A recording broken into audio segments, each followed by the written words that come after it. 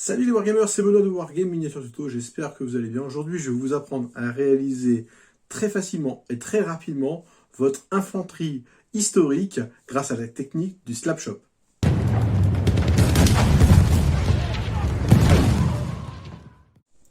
Nous voici donc avec le petit cobaye du jour, un Bersaglieri italien de chez Warlord Games. J'avais pu vous présenter la boîte il y a quelques jours. Donc ici, je l'ai monté et je l'ai déjà sous-couché en noir. Le premier conseil que je peux vous donner déjà, c'est déjà de partir sur des figurines qui ont des teintes plutôt simples à reproduire. Ici, donc, c'est un uniforme du désert, c'est plutôt clair, il n'y a pas de taches ou de camouflage, ça va être très très simple à faire. Le deuxième conseil que je pourrais vous donner déjà, c'est de monter le figurine de manière assez simple. C'est-à-dire qu'ici, je n'ai pas rajouté les petites sacoches, pas de baïonnette ou quoi que ce soit. Tout ça pour avoir un minimum d'éléments à peindre et pour que ça aille plus rapidement. Donc, la première chose à faire, déjà, donc, comme je vous disais, on va le sous-coucher en noir. Moi, j'ai utilisé une sous-couche en bombe, de bon marché, de chez Action. On peut également utiliser un aérographe ou des bombes du commerce spécialisées, mais ça marchera très bien également. Le Slapshot, on a besoin de peinture blanche. Donc j'en ai pris un petit peu avec un pinceau qui va très bien. Alors moi je prends un pinceau à maquillage. Je l'avais acheté dans un magasin, dans une foire fouille un petit peu, ou je crois que c'était chez Action. J'ai coupé le bout. Ça va très très bien pour faire du brossage à sec. Et je vais tout de suite commencer mon petit brossage. Donc on en met pas mal sur le pinceau. Et on va venir brosser à sec l'ensemble de la figurine. Ce qui est drôle, c'est que déjà, ça va mettre tout de suite en valeur tout le relief de la figurine. Le principe du Slapshot est plutôt simple, c'est qu'on va mettre des peintures contrastes sur des bases blanches ou moins blanches. Je m'explique, on ne va pas brosser partout de la même manière. Alors ici, on a quand même une base blanche plutôt généreuse. Et vous remarquerez, par exemple, ici, voilà, on est sur un autre niveau de gris. Il n'y a pas de blanc au niveau des bandes moltières, par exemple. Je n'ai pas trop insisté. Et ici, vous voyez, à l'intérieur de la jambe, c'est même un petit peu noir, donc je vais rajouter un petit peu. On n'hésite pas, on prend son temps. Je vous conseille quand même de mettre pas mal de blanc, parce que sinon vous allez avoir un résultat qui va être très très sombre. Donc on vérifie. On va s'attarder un petit peu plus sur le visage. C'est très important d'avoir un visage qui soit plutôt clair. Et les mains. On regarde bien. Voilà. Et là, vous voyez, la peinture commence déjà à sécher. Et on est déjà sur quelque chose qui est déjà un petit peu plus gris. Ce que je vous conseille, c'est de ne pas faire un seul passage, mais un deuxième passage de brossage à sec, qui vous permettra d'avoir un bel effet de lumière zénitale. Alors, on va reprendre un petit peu de blanc. Voilà, moi j'utilise ce type de blanc-là. Tous les blancs conviennent. Et on va remettre un petit peu de ça sur notre pinceau. Voilà, hop, toujours la brosse ici. Je me remets un petit peu ça. Alors le problème de ces grosses brosses, c'est que ça absorbe pas mal de peinture. Et cette fois-ci, je vais uniquement le brosser de haut en bas. Ce qui va avoir pour effet de mettre la lumière sur les parties hautes uniquement.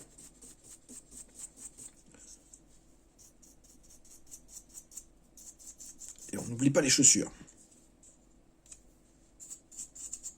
Ce qui nous permet également de peaufiner ce qu'on n'avait pas bien fait au premier passage. Écoutez, ça me paraît pas mal du tout. L'avantage du brossage à sec également, c'est que ça sèche très très vite.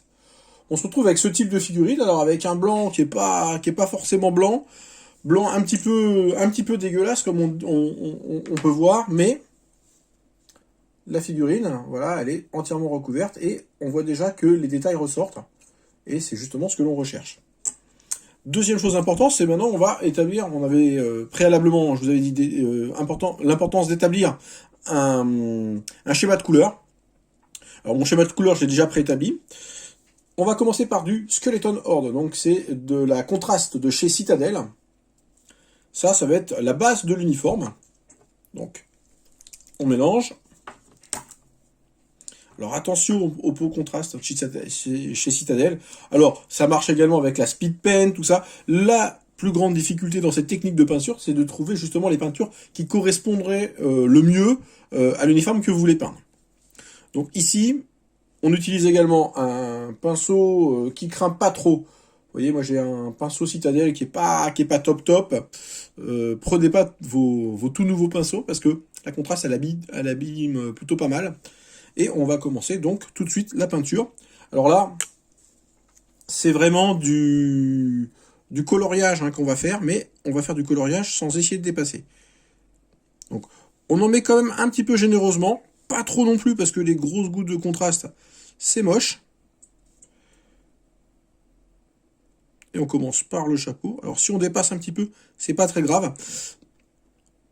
Le conseil que je peux vous donner au niveau de la peinture contraste en règle générale, c'est qu'on commence toujours par la peinture la plus claire pour finir par la peinture la plus foncée. Jusque là, rien de très compliqué. On prend un peu son temps. Le but c'est quand même d'avoir un coloriage qui soit plus que correct. J'aime beaucoup cette technique de peinture parce qu'elle nous permet d'avoir des figurines très rapidement et avec un niveau de peinture qui est plus que correct et qui est très honnête. Voilà pour le chapeau. Maintenant, on va faire l'uniforme. Alors l'uniforme, on va pas s'embêter, on va tout peindre de la même couleur. Et tout de suite, on peut voir déjà que la peinture contraste ne réagit pas de la même manière, que ce soit au niveau de l'épaule, qui est plutôt clair, ou l'intérieur du corps, qui est plutôt foncé. On fait attention de ne pas peindre sur les mains. Si vous dépassez, ça peut arriver, pas de panique, vous trempez simplement votre pinceau dans l'eau et vous retirez l'excédent de peinture. Voilà.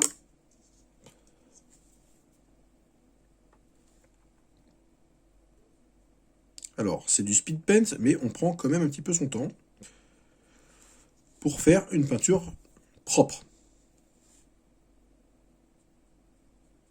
On va pas tout sacrifier sur l'autel de la vitesse. Voilà.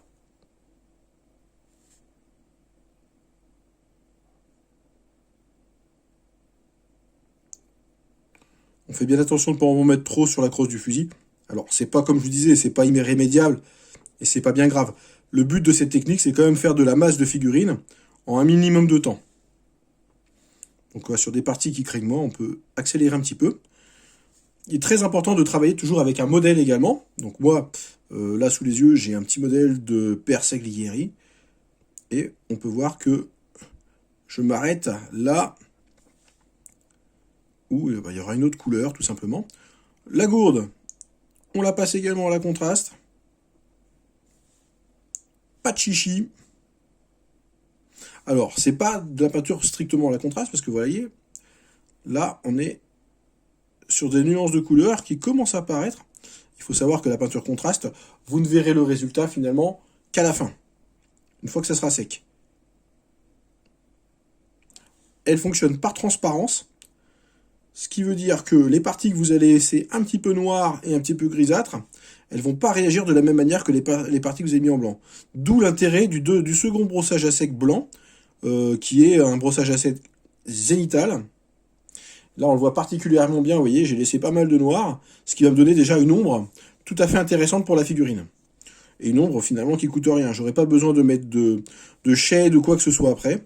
La figurine, elle sera plutôt rapidement peinte. Alors, on fait attention ici. On n'oublie aucune partie. Et j'en ai quasiment déjà terminé avec l'uniforme. Encore une fois, prenez votre temps sur ces parties-là.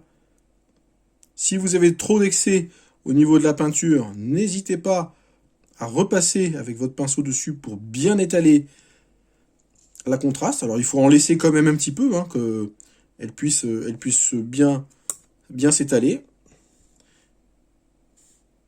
Et là, on voit qu'on a un résultat quand même qui est déjà plutôt sympa. Ça, c'était la première couleur. On pose la figurine, on ferme bien son pot. Ça, les peaux citadelles, ils sont horribles. J'en ai déjà parlé plusieurs fois. On rince son pinceau et on peut passer tout de suite à la deuxième couleur, qui est le Gulliman Flèche, donc la couleur chair, qui est la deuxième couleur la plus claire finalement. Bon, on remue encore une fois, et c'est parti. Alors là, on peint vraiment dans le frais. On peut attendre que ça sèche, mais finalement, bah, ça marche aussi bien comme ça. L'avantage, c'est que si on dépasse, c'est que comme on sera un petit peu dans le frais, voilà, ça va faire un mix de deux couleurs, c'est pas bien grave. Alors, ici, on va travailler sur le visage.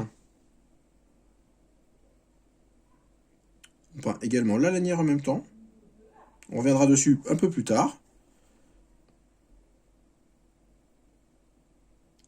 Et on fait bien attention de ne pas dépasser sur ce qu'on a déjà peint. La difficulté est vraiment là. Hein. C'est vraiment, comme je vous disais, du coloriage. Mais la difficulté, c'est tout simplement d'arriver à ne pas dépasser. Maintenant, on fait les mains. On déborde un petit peu sur la manche limite.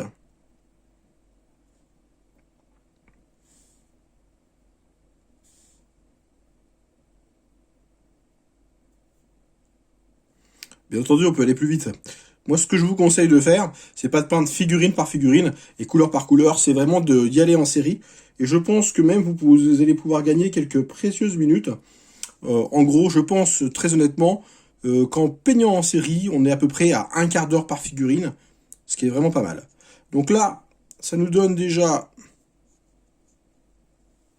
quelque chose qui est plutôt pas mal. Donc là, on a fait la peau, on regarde un petit peu partout.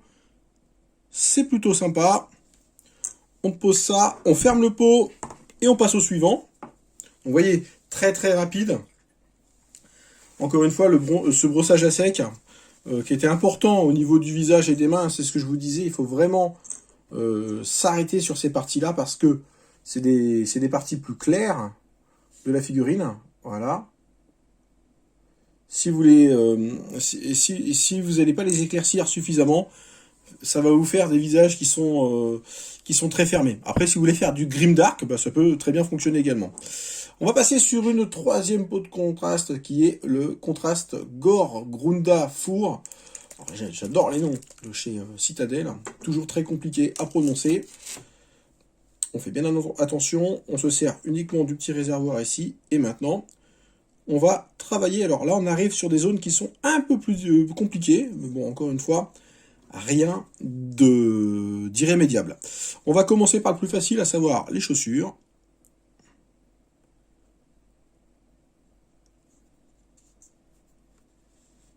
Alors le but, hein, quand on utilise ce type de peinture, c'est pas d'être 100% proche de la réalité, mais de proposer quelque chose, encore une fois, qui est très honnête hein, et qui s'y rapproche fortement.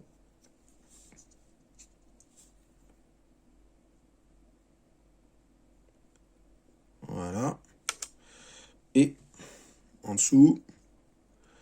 Voilà. Déjà, les deux chaussures sont faites.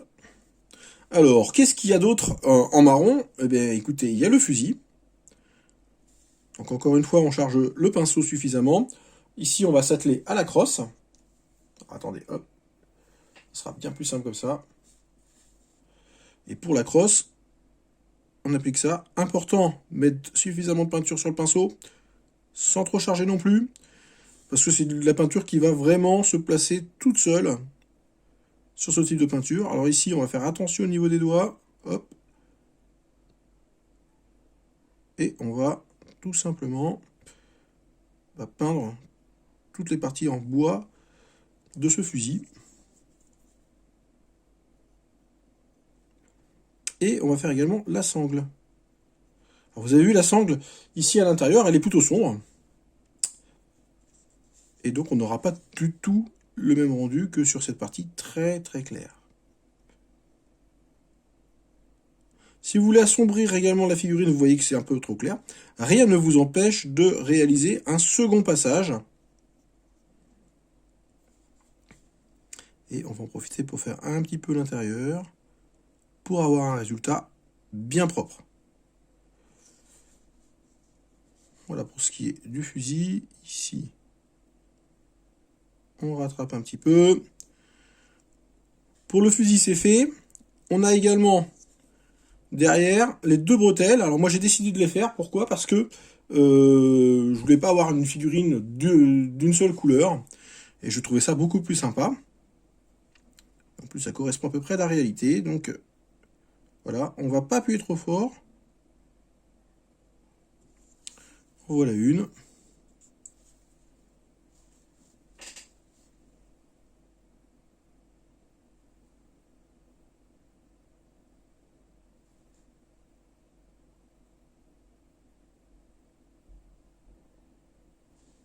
C'est tout à fait optionnel, hein, mais très honnêtement, moi, ça fait quand même beaucoup plus joli sur la figurine.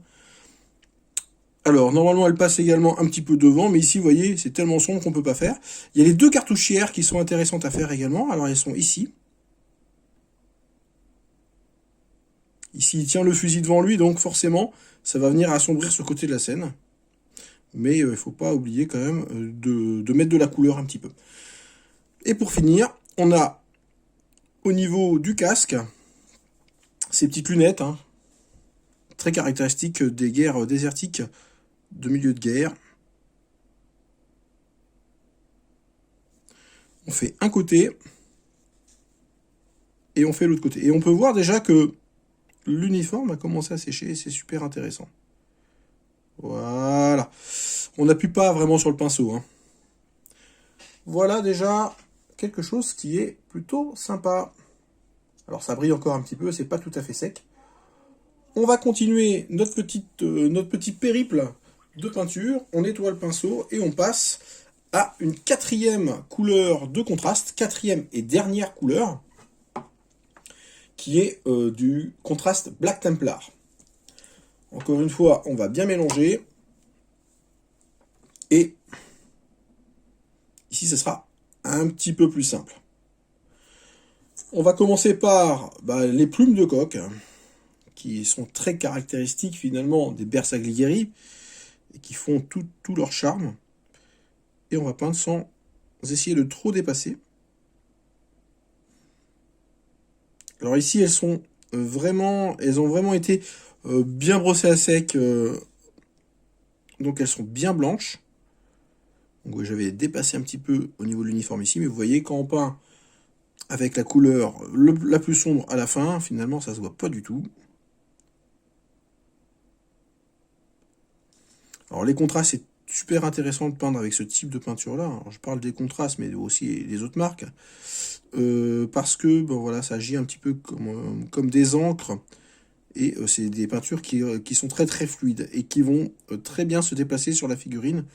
Donc il y a vraiment pas d'action où il faut appuyer avec le pinceau ou quoi que ce soit. Il faut vraiment y aller avec beaucoup de douceur. Au niveau du pistolet, enfin du fusil plutôt, hop, pareil, ici. Alors je ne suis pas un peintre pro, mais le résultat est très valorisant pour les peintres amateurs, des gens qui veulent avoir une armée rapidement et qui ne veulent pas y passer des heures également. Et encore une fois, hein, je vous dis, le résultat, il est plus qu'honnête. Et compte tenu du temps passé, des fois on est un petit peu déçu du résultat lorsqu'on passe sur une figurine. Et ici, voilà, on n'a jamais ce type de déconvenu. Les bandes moltières. Alors les bandes moltières toujours en noir. Hop. Encore une fois, c'est vous qui modulez votre lumière. Donc si vous voulez des bandes moltières plus sombres, voilà, vous les éclaircissez moins lors du brossage à sec. C'est vraiment la limite entre les deux peintures qu'il faut le plus travailler, parce qu'on ne veut pas trop de traces blanches non plus, même s'il peut être intéressant parfois d'avoir un petit point de lumière. Mais là, c'est pas ce qu'on recherche.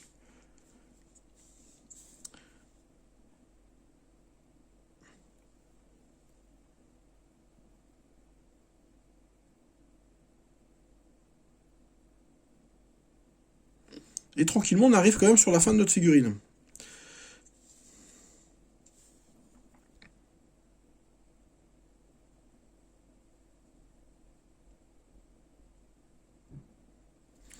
Alors c'est quelque chose, voilà, comme je vous disais, hein, pour les peintres débutants, c'est vraiment une technique qu'il faut privilégier.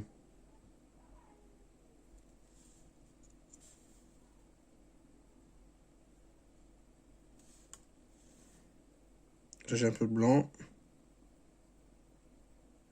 que je vais venir combler tout de suite avec mon noir. Et ici j'en vois un petit peu qui reste, hop.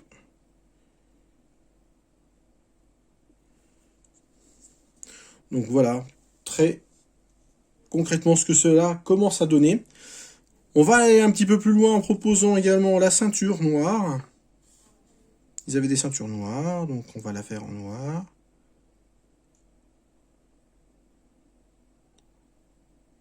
Encore une fois, cette option là c'est encore optionnel. Mais tant qu'à faire, autant proposer une peinture plus que correcte. Et c'est ce qui va pepser un petit peu, finalement, à distance de jeu. Et qui va dire, et que vos adversaires vont pouvoir dire, bah ouais, il y a eu quand même un travail de peinture. C'est pas uniquement de la contraste et une sous-couche blanche et de la contraste. Il y a eu un minimum d'effort qui a été fait pour présenter des figurines de manière tout à fait correcte. Donc on se retrouve ici, bah voilà, avec le personnage quasiment terminé. Il va nous rester juste un petit point de peinture à mettre. Alors attendez, je vois, hop, j'ai oublié ici à l'intérieur. Et on va maintenant faire les petites lunettes.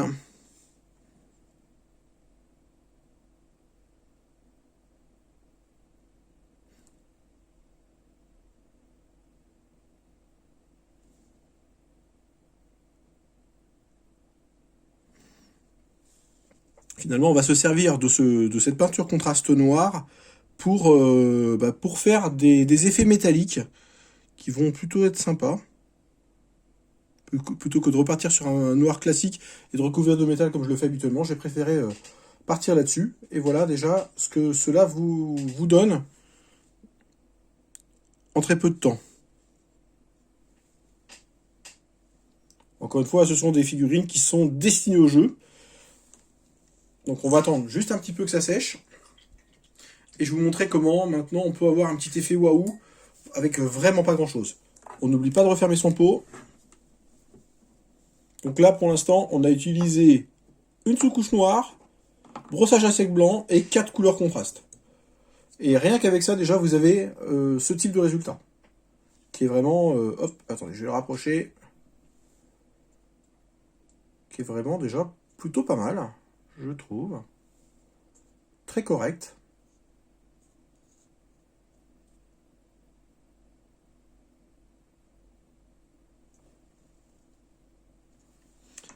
Pour la seconde partie, où on va un petit peu optimiser cette peinture, alors là, on pourrait s'arrêter là, hein, ça pourrait être terminé. Moi, j'ai décidé d'aller un petit peu plus loin et donner quelques petits peps à cette figurine. Donc là, on est en dessous des 20 minutes, hein, assez largement. Je vais tout simplement utiliser ce type de peinture-là. Alors moi, j'adore. C'est du PBO, voilà, couleur métallique. Et pour faire mes petits effets de métal bien pepsants, c'est plutôt pas mal. Alors voilà, j'ai pioché directement ici. Et cette fois-ci avec un pinceau un peu plus correct, je vais m'atteler à faire quelques petits points de lumière sur l'arme, mais également sur les lunettes. Alors sur l'arme, on va zoomer un petit peu, comme ça vous verrez mieux. Voilà.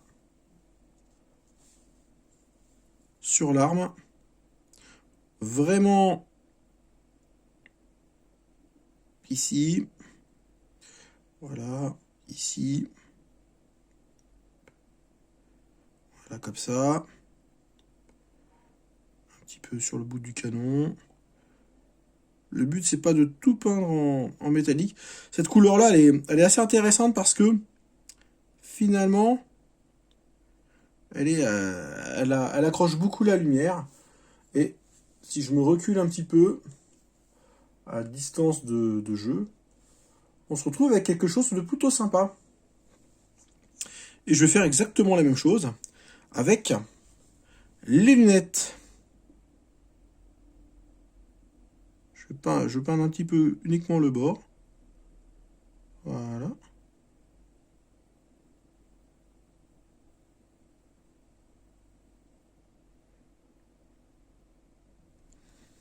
Je vais mettre un petit peu de peinture. Ok.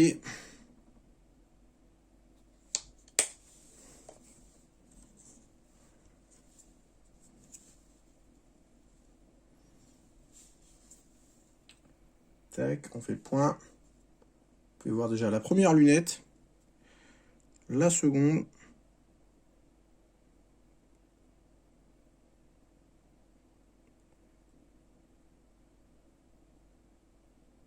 Voilà.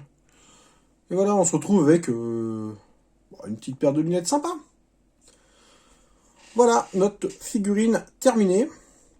Donc, vous voyez, un tutoriel très très simple. Quelques règles de base donc à respecter. Donc, bien préparer sa figurine. Ça commence dès le montage. Une sous-couche noire, ça c'est obligatoire. Un brossage à sec blanc, toujours également obligatoire. Des peintures contrastes qui sont déjà choisies au préalable. On peint du plus clair au plus foncé. Et une fois qu'on a terminé, on va faire quelques trucs sympas. J'ai oublié un truc important parce que voilà, notre petit bonhomme italien, on va lui faire sa petite cocarde et on en aura terminé. Je le fais juste pour le plaisir. Donc, cocarde italienne, ça va c'est rouge, blanc et vert. Si je ne m'abuse, ça commence par du vert au centre et ça finit par du rouge. Donc on va commencer par le rouge. Je mets 3 couleurs ici, que je mets, hop, couleur très très simple. Les couleurs de l'Italie, et c'est ce qui va vraiment faire la différence au niveau de cette figurine et qui va me permettre de conclure cette vidéo qui, je l'espère, vous a plu et qui sera inspirante pour vos futurs projets. Donc là, on est sur du rouge. Je peins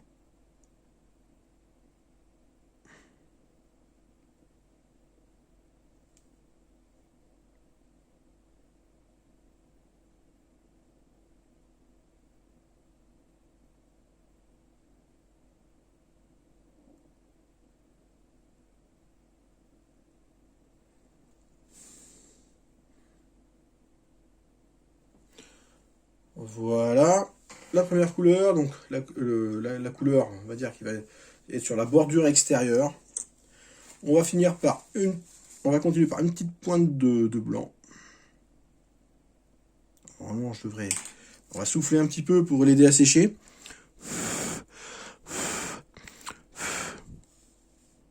Pour pas que ça vienne se mélanger non plus. Alors, le blanc, il est là.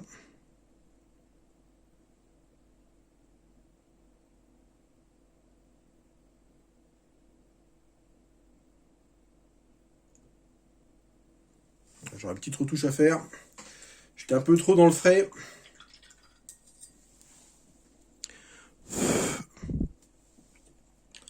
Le principe de base, il va être là.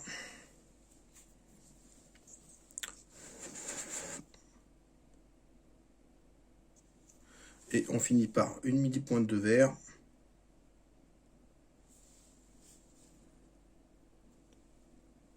Qui va venir conclure tout ça.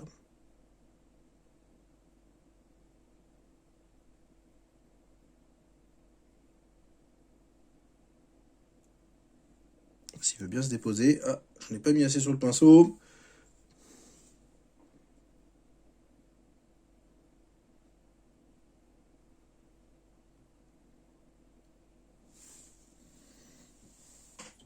Voilà, je vais en profiter pour rattraper cette petite cocarde.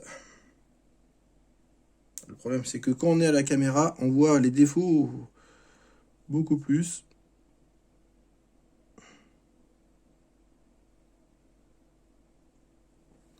Voilà, si comme moi, vous êtes un petit peu perfectionniste dans vos peintures,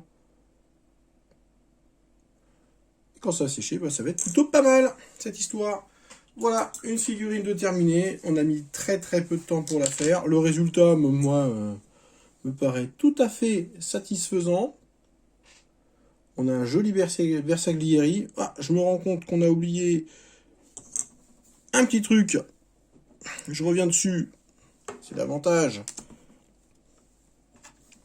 Ça va être au niveau de la jugulaire. Donc on ressort le marron, on fait un petit coup de marron ici. Hop. Alors là j'ai sorti le beau pinceau, mais j'aurais pas dû. C'est pas grave, il n'y en a pas beaucoup. Mais tant qu'à faire de la finition, autant bien la faire. Et c'est quand même beaucoup plus sympa comme ça. Voilà. Voilà le résultat final. J'espère que vous êtes satisfaits et que ça vous servira. Je vous dis à très bientôt pour de nouvelles aventures et dans une nouvelle vidéo. À très bientôt. Ciao ciao.